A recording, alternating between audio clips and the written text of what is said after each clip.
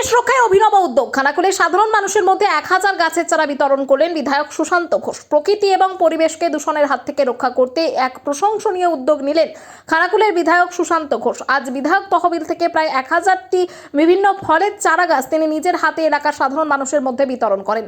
আজ প্রায় 1000 জন মানুষের হাতে এই চারা গাছগুলি তুলে দেওয়া হয়। একটি গাছ একটি প্রাণ, এই চিরন্তর বার্তা স্মরণ করিয়ে দিয়ে বর্তমান সময়ে পরিবেশ দূষণের ভারসাম্যতা এবং ভয়াবহতা থেকে রক্ষা করতে এই আহ্বান জানান বিধায়ক।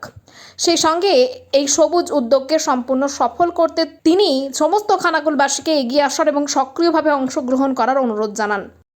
প্রতি বছর নেই এই বছরও আমরা বিধায়ক তহবিল থেকে 1000 করে গাছ পেয়েছি।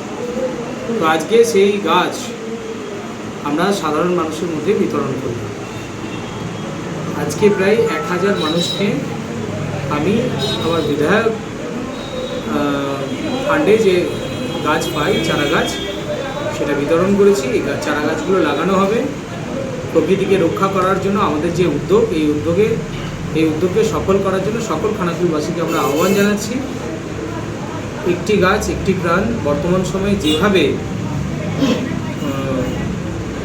পরিবেশ দূষণ হচ্ছে, পরিবেশের ভারসাম্য নষ্ট হচ্ছে, সেই পরিবেশের ভারসাম্যকে ঠিক রাখার জন্য আমাদের জীবন ও পরিবেশকে বাঁচানোর জন্য গাছ লাগাতেই হবে।